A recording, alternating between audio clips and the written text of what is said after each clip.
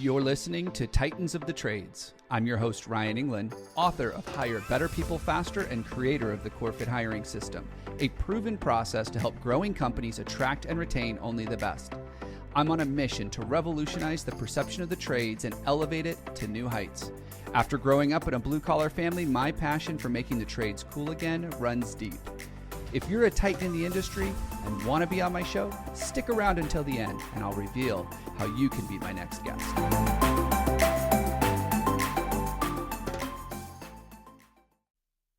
Welcome back to another episode. I am your host, Ryan England, with Titans of the Trades. Today's guest she grew up in the industry. Like, she knew it for 20 years and then moved into the training and profitability side of the industry, and very passionate about HVAC contractors or any service contractors for that matter. And we're going to talk a lot about how do you get people excited about understanding their numbers so that they can impact your profitability. I want to welcome to today's show, Catherine Barris, profit and trainer coach with BDR Company. Catherine, welcome to the show. Thank you for the invite. I'm really excited about sharing my insight with everybody and who's listening and you and wahoo. Let's do it. So tell us a little bit about yourself. And then my first question for you is, tell us about this falling into the industry. Like, how did that happen? Tell us a little bit about that story. Absolutely. So my name is Catherine Barris. I am in the air conditioning and heating mostly was my background. Right now I'm currently on the coaching side, but I was on the retail side for 22 years. How I accidentally fell into it, oh my gosh, it's been 32 years now since I walked into the industry, but I had met somebody through a friend and asked me if I'd come fill in for a week while somebody was on vacation. And I was like, sure, I didn't know any different. I'll come do it, right? And I had 1 day of training. Yes, 1 day of training on how to dispatch. And got thrown into it. Well, it was a great fit for me. And when the owners came back and realized I did everything that they asked me to do, they asked me to stay on permanently. So my 1 week turned into 22 years. And what an amazing adventure it was. Going from a very small company to, we had 4 total employees, I think. 2 of them were owners. The third in the office was one of the owner's wives, and she was the bookkeeper. And we did have a sheet metal person. So then from there, we started growing, the acquisition to another company. And then from there, we just took off like rockets. And before you knew it, we had 23 trucks on the road with almost 30 employees. Then from there, we had to departmentalize because, as we know, things can get out of hand really, really quick. So we started departmentalizing, and then I started landing into the management roles. And from the management roles, I went from dispatcher to marketing director to commercial maintenance salesperson to service manager, which was my favorite role in the company. And then when I finally decided to retire from the industry on that side, I was the acting GM, still overseeing service and still overseeing the sales department. So it was quite an amazing journey. And then once I decided to retire from there, I thought, why not join the training side of it? I got a lot of knowledge in my head and I want to do something with it and I want to help people. So that's how I ended up with BDR as a profit coach and a trainer in the industries. So what does it mean to be a profit coach? I mean, we all talk about profit and, it's this word out there, but how do you coach people on profit? Tell me a little bit about that. It's a great question. It goes way beyond just revenue and average tickets. And that's where a lot of companies will focus their efforts on just getting that average ticket up, which it does help. But what I like to do is get a little more granular. First, you have to have a great team and a great leader leading that team. Because if you can't bring them together, they're not going to perform. And then my biggest thing too was I was a celebrator. I celebrated the great things that they do. And that's one of the areas that we lose sight of sometimes because we're focused on all the things that are going wrong versus what's going well.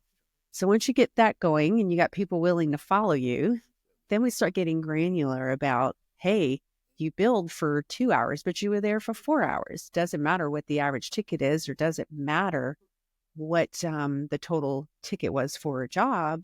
If we're paying for 4 hours and they're billing 2 hours, that starts reducing profitability over time. So we start getting a little granular on it. Hey, tell me a little bit more about what's going on. Did you have trouble diagnosing it? Did you have trouble with part? Was it additional work that ended up needing to be performed? And we get really granular with that type of stuff. And the interesting thing, whenever I would coach my service technicians on that type of stuff, sometimes it was soft skills and just coaching them on how to back out of a conversation politely without hurting customers' feelings and not getting stuck there for an half an hour to an hour talking hobbies and things like that. So it's a holistic approach on profitability. Yeah. Where do we really need to focus our efforts at? Well, from our limited dialogue, I'm very passionate about the people side of the business. And I find that a lot of contractors are really good at the technical side, because a lot of them grew up with a wrench in their hand and they're like, I'm just going to go start a business doing this. And they're really good at that. In fact, a lot of them struggle just to even get out of the field because that's where they're most comfortable. But then we bring other people into the business, and now we have to be a leader and a coach, and we have to communicate, and we have to work on what a lot of people would call the soft side of the business. So when we think about the profitability and helping your technicians in the field when they're talking to the customer, what kind of advice do you have for these entrepreneurs who really want to be able to coach their technicians to be better at this so that they can make the jobs more profitable, get in, get the customer the answers they need, get on to the next job? How do you work through that? First, you got to know where to start. And how do we do that? You got to dig. We got to look into what's causing inefficiency. And a lot of times, most of that responsibility lies on the technician's shoulders. But in reality, it's more of a team thing. How much unapplied time do they have? First, I go look at the holistic. Then I coach the team members in order to get them in the right direction. What's the travel time? Can we reduce that? How many times are in there in the shop during the day or during the week? How many times do they have to go to a supply house? And that was a big rule for me. No supply house runs. They either go on to their next call and we figure out how to get it to them.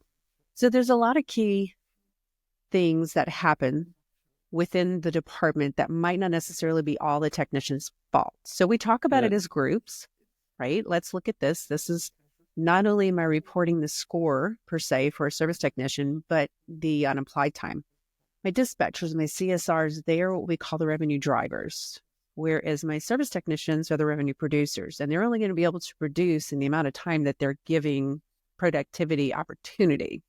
So it is a team effort. And when I'm encouraging service technicians to get excited about what they're doing, one of my favorite things to do is talk to them about what's your favorite thing about your favorite sports person.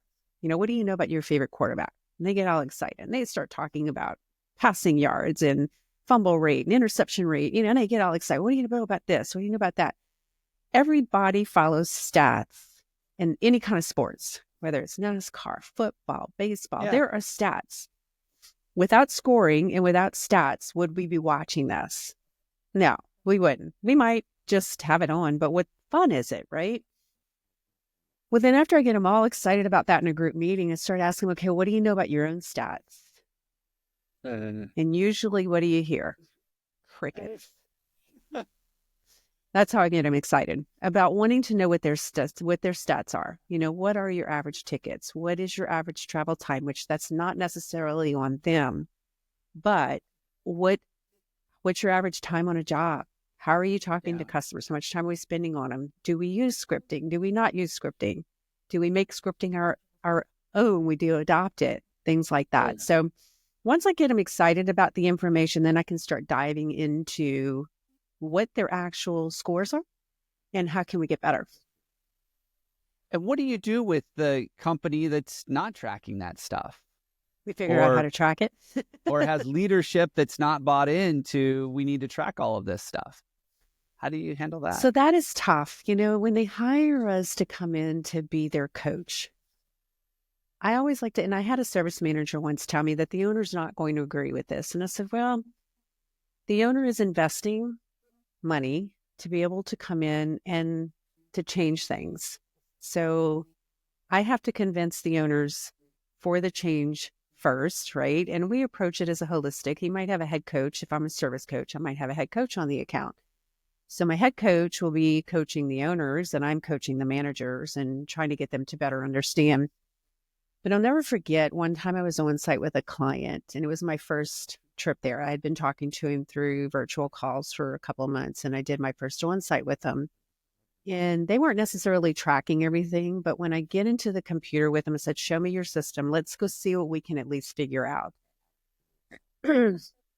So we sit there, we dig through it. And at the end of the conversation, or at the end of the on-site, it was a 3 or 4 day on-site, just got in there and we just dug in the weeds, right? We're just kind of looking at things to see where they are. And he had been a service manager for probably 20 years or so. And he told me, he says, I've never been so excited about my career before. So just to be able to show them what we need, how to go get it. And that's always a challenge. Everybody has different software. So each software program comes with its challenges. So how do we get better at it? First, we got to go figure out what we can get out of it. And my philosophy has always been, where there's a will, there's a way. We're going to get it. It's somewhere. We just got to go figure out how to pull it out. Yeah. So you've brought up a couple of things. Number one is profit, or really thinking about how to get to increasing profit. But you've also talked about motivating your technicians and getting them excited about their stats. One of the things that comes up a lot, and I would love your take on this, is should I be paying my technicians hourly or commission or a combination of both? And I'm sure the answer is not as simple as just this one. What are some things that people should start thinking about when they're struggling with this? Should I have them be hourly? Should I have them be 100% commission? Is there a combination of the two? What do you find is the most effective path for people? Well, I will tell you what I've done in the past and what BDR recommends as well as a coaching facility. Hourly pay and spiffs and bonuses based on upsells, accessory programs, maintenance agreement programs, and revenue and efficiency bonuses as well, once we get to that point where we're driving profitability. Now, it's easy to say that, but how do we go get them excited about selling an air purifier to remove indoor air pollution and make a spiff on it? How do I go talk to a homeowner about it? You got to provide the training. And when I talk with service technicians, a lot of times they're afraid of the technology because they don't know how it works. They don't know how to talk to the homeowner. So you got to provide a lot of soft skills training on that and third-party collateral. When I share a service technician's spiff check at the end of the month or the end of the week, however we're paying it out, what I like to do is break it down into the hourly rate that they added to their pay. Yeah. Meaning, okay, so you're just receiving a $1,200 spiff check this week or this month.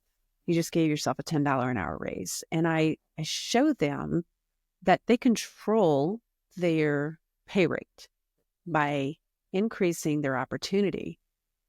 The downfall in paying commission with service tickets, and it trends a lot. And I've been seeing this come back around. They're wanting piece rate, they're wanting percentage of service tickets and that type of stuff. The downfall with that, and I've coached a few clients that were on that type of pay when I first took them on. The downfall is every time you increase your service tickets to be able to overcome the percentage of labor you're paying out, the technicians get a raise. So that percentage of cost of goods does not go down because they get a raise every time you raise their pricing. So it's hard to overcome the percentage in the benchmarks that we like to keep those percentages in. With spiffs, it's worked into the price. Like we sell, and I don't necessarily want technicians changing things that don't need to be changed just either. So that's another downfall to commission per ticket. But if they sell an air purifier, I have the spiff worked into it. So the homeowners are paying for it, not the company. So it doesn't affect our percentages of labor and reduction of gross profit because now I have gross profit worked into the spiff so that way we can overcome it. Now, how do you get them excited as a whole? I wasn't technical, like you had said. A lot of people come in technical experience. I didn't have technical experience when I came into the industry. I mean, I knew just enough at the end of my 22 years to be dangerous because I provided support for my people, but I drove it with contests. I always had contests going. We had team drawings, we had team goals, we had individual goals, individual contests. And I changed it up. Every 3 months, I'd run another contest for a larger prize, and then monthly for smaller prizes, and weekly for like door prizes and things like that. But anytime they made a spiff, for whether it's a review or a leads or system enhancements, they would either earn points towards the team goals, or they would earn a name drop in the hat, whatever the case may have been. But always trying to mix it up. If you make it fun, they're going to get excited about it, and they get competitive too. Well, and I think something you said that really stood out to me that I've seen happen time and time again is, as entrepreneurs or even just business leaders, sometimes we over-engineer our compensation structure, and we make it so incredibly complex that we can't even explain it. Right? But there's an Excel sheet that will do all the math for us. And I love what you were talking about when you say, give them that spiff check and then say, here's what it did to your hourly rate. Because I do know that technicians, they think of an hourly rate. And if you're paying them $25 an hour right now, and their buddy calls and says, hey, my boss is hiring, it's 28, they're like, woohoo, a $3 an hour raise. But if you're giving them a $10 an hour equivalent spiff check every month, they're really making $35 an hour. And so breaking it down for them makes them be able to say, hey, you know what? I make 35 an hour. So 28 is not exciting to me anymore. Yeah. And I just love the simplicity in that, because I have seen so many compensation structures, I'm sure you have as well, that are just like, you need a degree in advanced calculus to figure this out. Yep. And if they can't, it's not a motivator for them. And so, I love the contest idea too, to really drive them to help you increase sales or to increase profitability. Because a lot of times I find that these technicians, they go out on a job site, they go and walk into a customer's home, and they don't realize how much it costs you to send them out to that customer's home just to walk in to say, oh, it's just this simple little thing we can fix, and you're just a service call in. You're not making any money off just service calls, like just the service call ticket. So I like that simplicity of it, and I like that you guys have a very defined way of coaching or advising on that. It's hourly plus spiffs. Makes it really simple. So that's great. When it comes to getting, you'd made a comment about you don't want them selling something the customer doesn't need, right? Like it's one of the downsides to commission. Wouldn't that happen with spiffs too? Or how do you train around that so that technicians aren't selling things that the customer doesn't need? Let me rephrase that. Selling parts that aren't broken, or selling things just to make their tickets higher because their commission is going to be like motors and capacitors and contactors and things like that might not necessarily be bad. With the spiff idea, it is usually outlined around system enhancements, health and safety products, just things that are going to help enhance their living.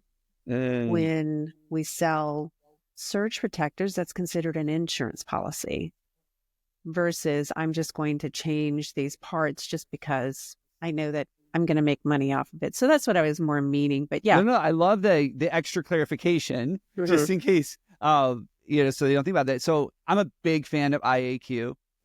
Indoor air quality is a huge thing for me personally, just with my family and our breathing issues. And so as much as I don't always appreciate the way the technicians sell that, I do appreciate that they at least bring it up. They talk to us about it. They ask, how are you guys breathing? Because at the end of the day, I get to stay cool, but I still want to breathe well in my own home. So I appreciate the clarification that it is more on upgrades, enhancements, overall health type of things, not the actual mechanics of the equipment. So what other things are you seeing right now as far as trends are concerned in the industry that you think would be relevant to what you guys are doing over there at BDR, but also to our listeners? Trends in the industry. There's a lot of things happening in the industry. We have new equipment, new refrigerant coming in. So many things that are happening that are raising stress within the homeowners. I mean, not homeowners, within the owners of the industry. So we have a lot of that going on, and owners just having a lot of stress-related training, technical training on some of the new things that are coming out. Let's not lose sight of, we've gone through this before. This isn't the first time this has happened. and it probably will happen again in the future. Uh-huh. So we got to embrace it, go after it, go learn what's out there. Don't drag our feet on it. Get the training for everybody and make sure that we're including soft skills training on that as well, because we can technically train them. But if we're afraid of it, what do you think our team members are doing internally? So that's a huge trend right now. Just stay on top of it. Make sure you know where everybody's head is at and what the signs to look for, callback increases, things like that. So that way we can make sure that we're staying on top of it. But whenever you see the changes in the industry, it does create stress. And I just don't want people to get lost in that. So that's one of the reasons why we, as coaches, we focus on the plan, right? Let's focus on the business plan. Let's go after what we need to do. What are we doing this month? What does our marketing look like? And which brings up another trend. Marketing is changing drastically. What are you hearing on the marketing side? Oh, well, I was going to bring up AI, but I wanted to see if that was one of the trends that you're seeing out there. I mean, what's happening with AI in the marketing world, you're able to rapidly produce content at this speed that's unheard of. And it's not good content, but AI is helping everybody do that. One of the things I'm seeing on the service side is a lot of contractors are experimenting with AI agents or chatbots to basically eliminate some of the stress on the customer service team. And yeah, you're right mixed about results. that. There are some mixed results for sure. Yeah. We are seeing a lot of it happening. I attended one of the service software's conference this year, and I was blown away by the AI that's coming out. And we have a handful of clients that are embracing it and really going after it. We have some that are like, I'm just not quite sure if I'm ready on this. The worst that could happen is it doesn't work and you try something different, right? Yep. My advice would be you go after the more known companies out there, right? Get some good advice, look at the reviews, all of that type of stuff. I'm afraid of AI. I really was afraid of AI. When it first came out, it was kind of clunky. But I tell you what, it's getting better and better and better every time I use it for just anything. You can create scripts with it. It's just amazing what you can do using some of the AI that's out there. Yeah. I saw this little meme on AI the other day. I was so perfect. It's like, I want AI to start doing the dishes and the laundry so I can spend more time writing and drawing. Yes. Yes. And I say a lot of people use AI. We've started to embrace AI because everybody thinks that they can use AI to do things differently. And the thing that I've learned in my exploration of AI is that AI was trained on the old school ways of doing things. So they took a whole bunch of free web resources on the internet and said, go learn. And if what people have been doing hasn't been working, that's what AI is going to advise you on, because that's how it learned. So if you want something different, you have to work with humans who are thinking outside the box, who are asking the tough questions, because AI doesn't know how to do that. So the things that you're doing over at BDR, the things we do over at Core Matters, AI didn't learn on my stuff because it's not all out there. And so if you want a different way of looking at things, especially in marketing, you still need to have that human element, because the bots just haven't figured out how to think like that. Absolutely. I agree with you on that. Now, one of the things that, and I wish I'd have been more prepared to answer the AI question, but I was recently I didn't even reading... think I was going to bring it up. It just, we're talking, it's what's happening in the industry. So I read a study yesterday or the day before, so it's still kind of fresh on my mind, but they were talking about the results of AI and the conversions to calls. And it was based on AI and bots versus the human. And although AI has a really good, strong conversion, the human aspect was still rating a little bit higher than AI. I don't ever want to see humans go away. Me as a consumer, I'm kind of dangerous, because I know when I'm not talking to a human by the answers that I'm getting. I'm not even going to try. I want to, so now when I go into the chat box, it just said, speak to a representative, and I see if I can get to a representative. But that's just me. Some people are going to be very open to it.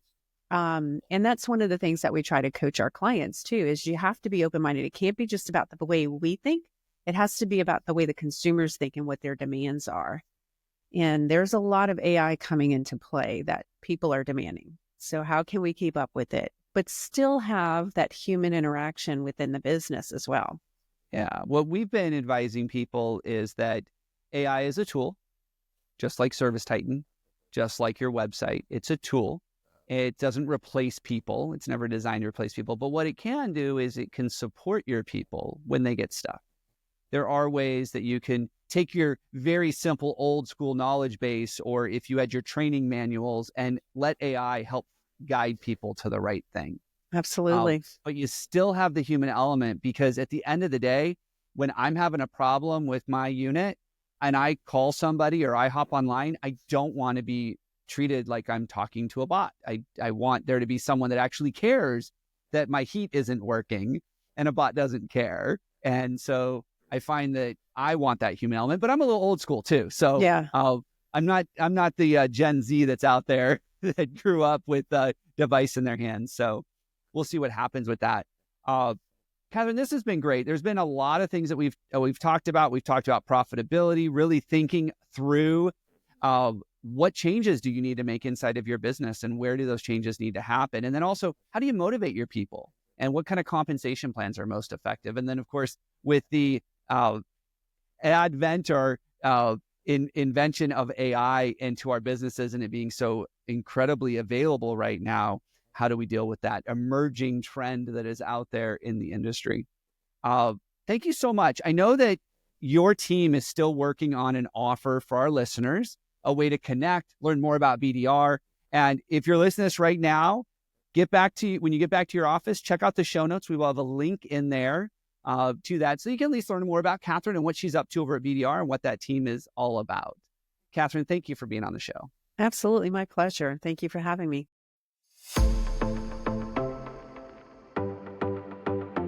Ryan England here. Thank you so much for listening to Titans of the Trades.